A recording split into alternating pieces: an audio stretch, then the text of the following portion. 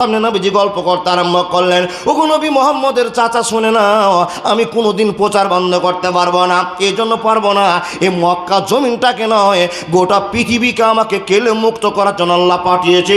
আমি আল্লাহর একজন প্রেরিত রাসূল এবং নবী, আমাকে আল্লাহ পাঠিয়েছেন, আমি কোনোদিন দাওয়াত বন্ধ করব না। তোমার বাড়িতে তুমি থাকো আর খাও, তোমার আবে আর সাহায্য নিব না। এই কথা বলে চলে যাচ্ছেন। নবীজি রাগ করে বেরিয়ে যাচ্ছেন, চাচার উপরে দুঃখ। এতদিন তুমি সাহায্য করলা চাচা, আর তুমি এখন সাহায্য করতে পারছো না, আমাকে ছেড়ে দিচ্ছ। নবী দুঃখ করে বেরিয়ে যাচ্ছেন। পিছন থেকে চাচা ডাক দিয়ে বলছেন, ইয়া আখি, এই বিনা আখি, এ ভাতিজা মোহাম্মদ, শুনে এই বেটা, ফিরে আয় বেটা, ফিরে আয়। নবীজি আসছেন, চাচা কিছু বলছো? তখন চাচা একটা ভাষা বলছেন, ভাতিজা শোনে নাও, তোমার বুড়া চাচা যতদিন বেঁচে আছে, আমি তোমাকে বলে দিলাম তোমার চাচা বেঁচে আছে, ততদিন পর্যন্ত তুমি কালেমা পড়ে যাও, কালেমা দাওয়াত দিয়ে যাও।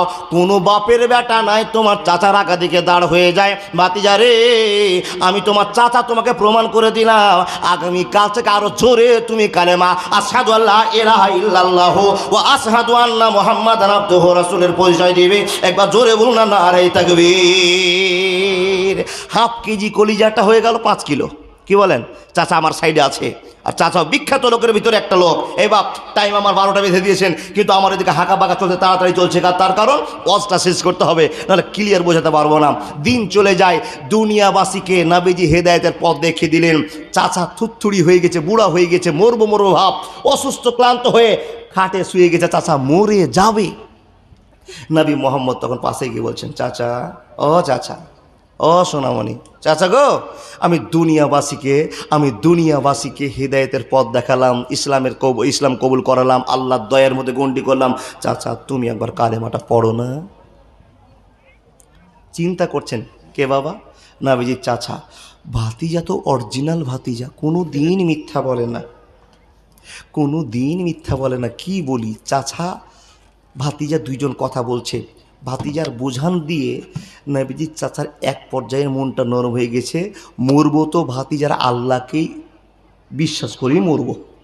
দেখেন খেলাটা, নবীজির আল্লাহকে বিশ্বাস করেই মরবো, মনটা নরম হয়ে গেছে ভাতিজার দিকে দেখে। বাবা 1 মিনিট পানি খাই। জি, পানি খাওয়ার কারণ মানে ফ্যাক্সা শুকিয়ে যাচ্ছে। প্রতি রাত জালসা, গত রাতে এখানে ছিলাম, ওখানকার লোক কেউ এসছেন নাকি? কালীতলা, কে যে আঁকিকা দিয়ে কালীতলা, ওই কালীটা বলে মন যায় না বা। ও ওটা কালীতলা, এটা ধলতলা। জি জি জি, ভালো কথা। এ বাপ, টাইম পার হচ্ছে, আমার সভাপতি সাহেব তো 12টা করছে। জি, 11টা 33 হয়ে গেল, আর মাত্র 27 মিনিট। জি, আপনারা শুনবেন না ছাড়বো? পকেট মারার দরকার আছে কিন্তু একটা। সুবহানাল্লাহ, না কি বলে গো? জি জি জি জি জি, মেয়ে ছেলে তো থাকবেই, এরা ঝোড় ঝামেলা করে কুটুম বিদায় দিয়েছে 9টার সময়, তো ওরা 1টার সময় পর্যন্ত থাকবে না, তো কে থাকবে? জি, এটা এখন থেকে যাক, দেখে নিচ্ছি না।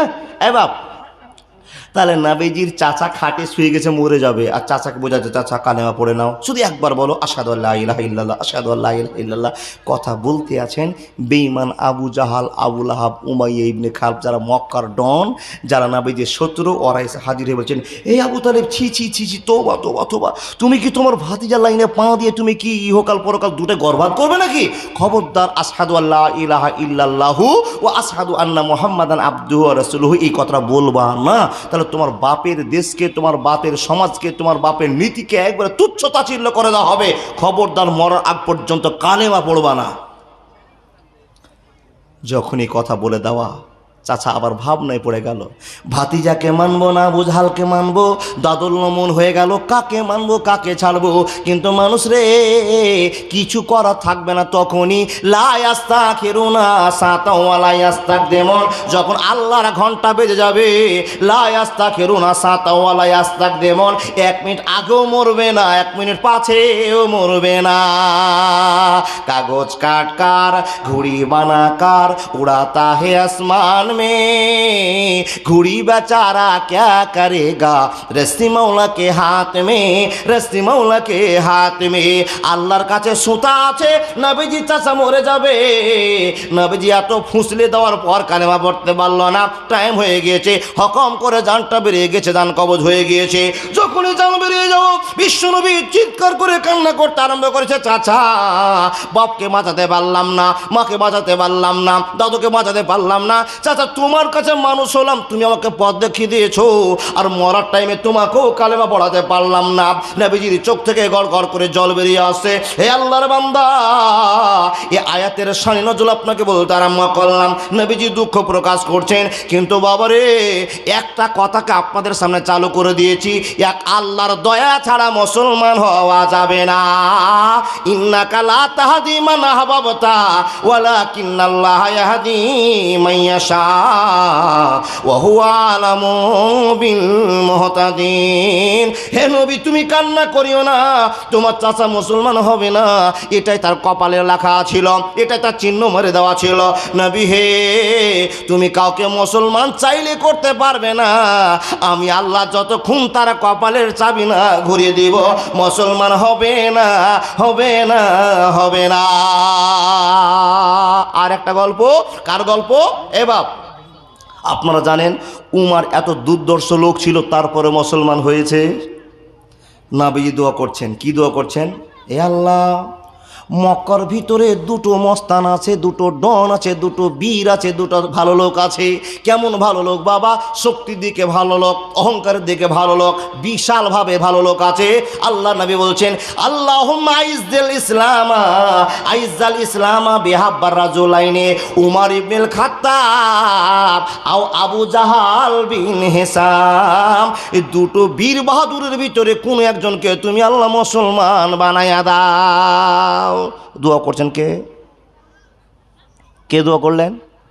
হযরত মুহাম্মদ, পড়ুন সাল্লাল্লাহু আলাইহি সাল্লাম। দোয়া করছেন, আল্লাহ আমার হাতকে শক্ত করবার জন্য মাবুদ আমি দুটো লোকের আবেদন করছি, এক আবু জাহাল আর এক উমার, এই দুটোর মধ্যে একজনকে তুমি মুসলমান বানিয়ে দাও। মুসলমান দলটা, মুসলমান গোষ্ঠীটা, মুসলমান সমাজটা, মুসলমান ধর্মটা উন্নতর দিকে এগোতে আরম্ভ হবে। আল্লাহ তুমি কবুল করে নাও। নবী দোয়া করলেন, আবু জাহালের কপাল খারাপ হয়ে গেল, উমার ফারুকের কপাল খুলে গেল। উমার ফারুক কৌশল করে গিয়ে আল্লাহর ভালোবাসার আশ্রয় ছায়া নিয়ে মুসলমান হয়ে দুনিয়াটি রেজাল্ট পেয়ে গেলেন। উমার তুমি জান্নাতি, সুবহানাল্লাহ বলুন। উমর তুমি জান্নাতি, কিন্তু আবু জাহালের কপাল খারাপ, মুসলমান হতে পারলো না। এইখান থেকে আপনাকে প্রমাণ করতে চাই, আল্লাহ যাকে চাইবে সেই মুসলমান হবে। নবী, আমি, আপনি, গোটা পৃথিবীর মানুষ যদি কাউকে হিদায়াত করার জন্য চেষ্টা করি, হিদায়াত দিতে পারবো না। প্রমাণ, নবীজির চাচা এত ভালোবাসা নবীজির কাছ থেকে পেয়েছেন, নবীজি পেয়েছেন এত ভালোবাসার পরও নবীজির চাচা কালেমা শাহাদু আল্লা ইলাহা ইল্লাল্লাহ পড়ে মুসলমান হয়ে মরতে পারলো না। তাহলে কপাল খারাপ না ভালো? এবার আপনাকে একটা গল্প শোনাই। কিসের গল্প? জীবন হিসাবে গল্প আপনাকে বুঝিয়ে দিই। এবার একটা মেয়ের নাম বলবো, একে চিনেন কিনা দেখুন তো। মেয়েটার নাম হিন্দা, চিনেন? নাম শুনেছেন না? শ্রোতা চালাক আছে কোনো না? চিনা আর জানার ভিতরে অনেক বড় পার্থক্য আছে। চিনা হলে চোখে দেখেছি, আর জানা হলে কানে শুনেছি। তো কানে শুনেছি হিন্দা, মহিলাটার কথা আপনাকে বলছি। মহিলাটা কত ভালো আর কত খারাপ আপনারা বিচার করুন। এই মহিলাটা নবীজির এক চাচা, তার নাম হলো আমির হামজা। ইনার কথা শুনেছেন? আমির হামজাকে লোকের মাধ্যম দিয়ে মার্ডার করিয়ে দিয়ে তার কলিজাটা ফাটিয়ে নিয়েছে। আমাকে দাও, তোমাকে আমি মুক্ত করে দেব, আজাদ করে দেব, 5 কোটি টাকা দেবো, 1 লাখ টাকা দেবো। টাকার বিনিময়ে নবীজির চাচা আমির হামজাকে মার্ডার করিয়ে নিচ্ছে। আর করার পরে কলিজাটা বের করে পিস পিস করে কেটে, কেউ বলছে মালা গেঁথে, কেউ বলছে না, রাগের সাথে মেয়েটা চিবোচ্ছে কলিজাগুলোকে। আর গ্রামবাসীকে বলছে, ও লোকেরা শোনো শোনো শোনো, আমি হিন্দা, এই লোকটার কলিজা কার তোমরা জানতে চাইবে না? লোকেরা জিজ্ঞেস করলো, হ্যাঁ হ্যাঁ মহিলা, তুমি বলে দাও হিন্দা, এই কলিজাটা কার? বলে নবীজির বিখ্যাত চাচা বীর বাহাদুরের নাম আমির হামজা, ওর কলিজা বের করে তোমাদের সামনে চিবোচ্ছি। কারণ কি? বলে এই ছেলেটা, এই লোকটা আমার ভাইকে মার্ডার করেছে, আমার স্বামীকে মার্ডার করেছে, আমার বাপকে মার্ডার করেছে, যার প্রতিশোধ আমি হিন্দা নিয়েছি। এখন প্রশ্ন আপনাদের কাছে, মেয়েটা ভালো না খারাপ? কি গো বাপ, একটু হু না বলুন। খারাপ, 1 নম্বরের খারাপ। জান্নাতি লোকের কলিজা কেটে নিয়েছে। মুসলমানকে মুসলমান যদি মেরে যায়, ও জান্নাতে যাবে? না, যাবে না।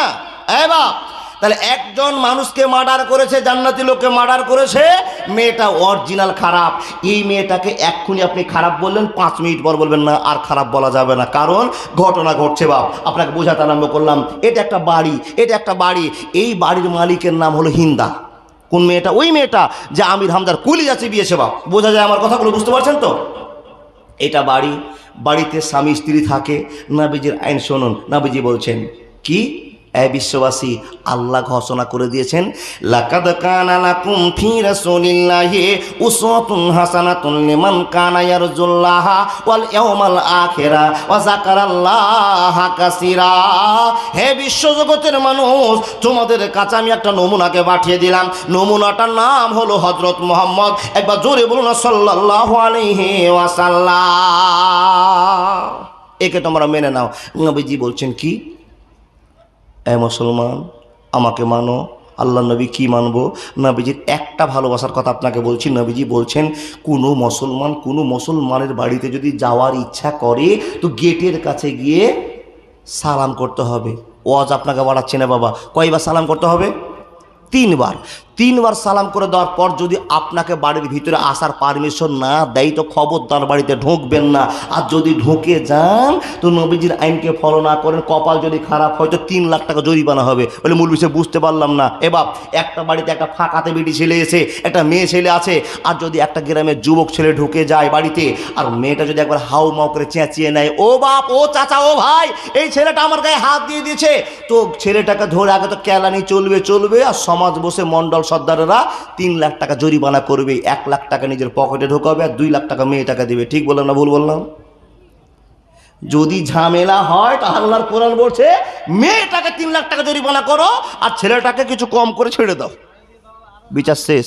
কিন্তু আমরা কি করি? সব দোষ ছেলেটার চাপিয়ে দিয়ে 3 লাখ টাকা জরিমানা করলাম, মণ্ডল সর্দার প্রধান মেম্বার 1 লাখ টাকার ভাগ নিলাম, আর 2 লাখ টাকা মেয়েকে দিলাম। মেয়েটা একবার সোনার দোকানে কানের নাকের মালা গড়িয়ে নিয়েছে, গোটা গ্রামবাসীকে দেখে বলছে, দেখ কত আমার অলংকার হয়েছে। হাঁটি বুবু পালি কুন্টে বলে বুদ্ধি করে দুনিয়াতে চলতে হয়, একটা এদিক ওদিক না থাকলে সংসার বাড়ে না।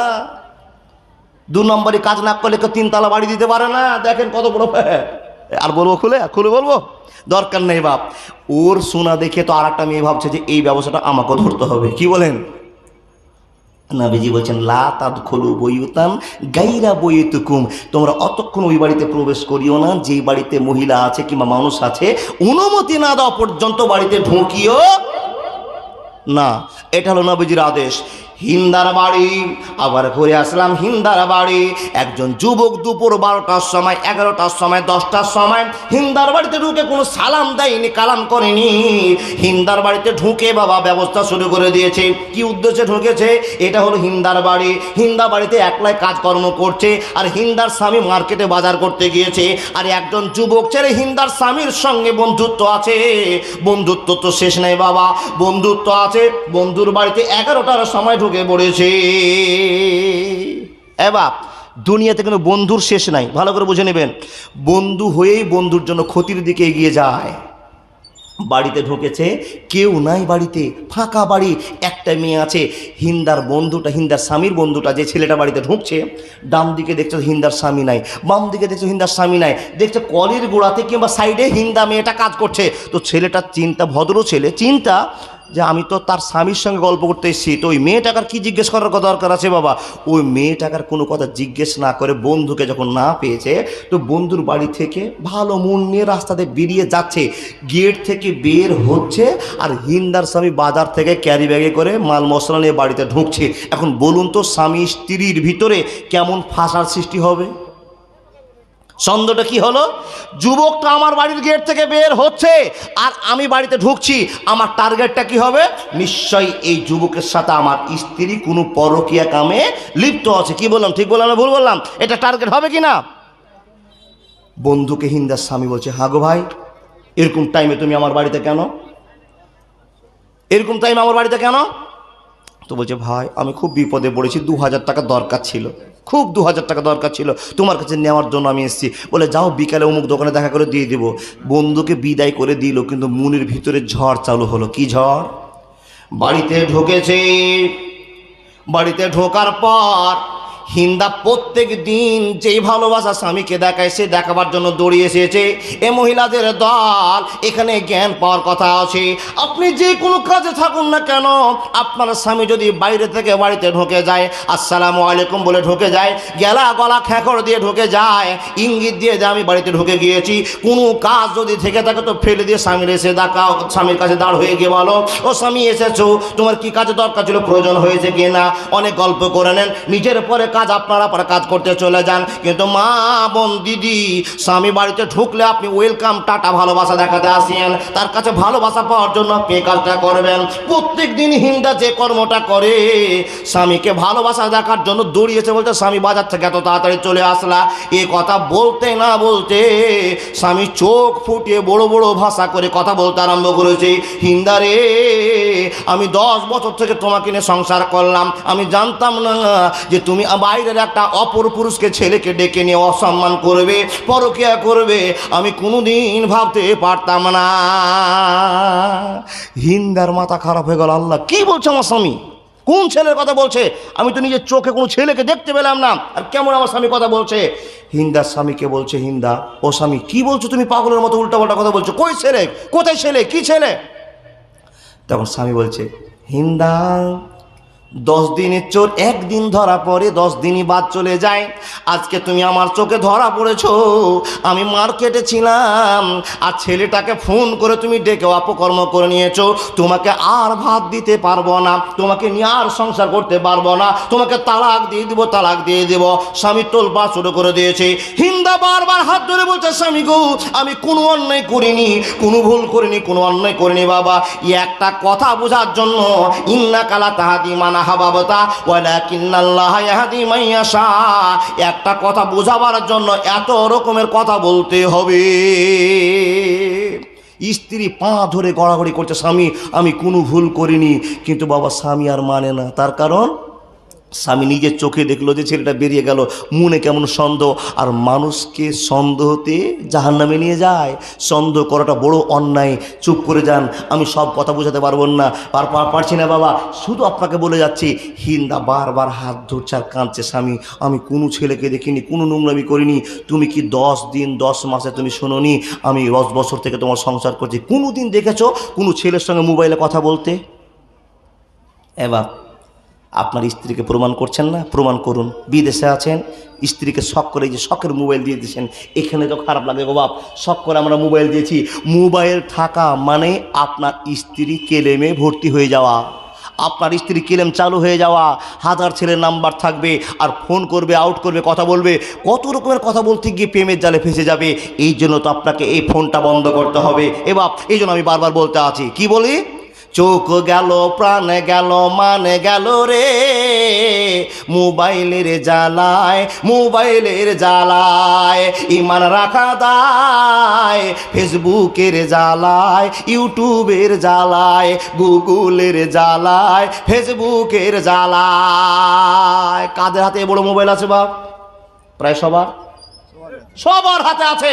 খালি ফেসবুকটা হাত দেন, পৃথিবীতে যত সুন্দরী মেয়ে আছে সব সুন্দরী মেয়ের ইজ্জতকে মোবাইলে বিক্রি করে দিয়েছে।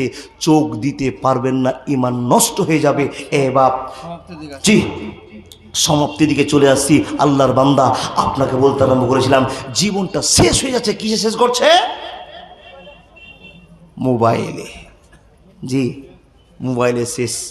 আব্বাজান, কিন্তু সভাপতির আদেশ 12টা পার করে দেওয়া যাবে না, আপনারা চাইলে একটু বাড়তে পারে, কিন্তু এখানে একটা লিস্ট দেওয়া হয়ে গেছে। জি কি করব বলুন? জি তবে যতক্ষণ চাহিদা ততক্ষণ শোনাতে হয়। জি এখন আপনার বিচার করুন ভাই। বাবাজি আমার, আমি আর ওয়াজ করতে পারছি না আপনাদের সামনে, সুন্নাতের খেলাফ হচ্ছে। আব্দুল হালিম কি আছেন? ওনাকে ডাকতে হবে নাকি? ওরে সুবহানাল্লাহ।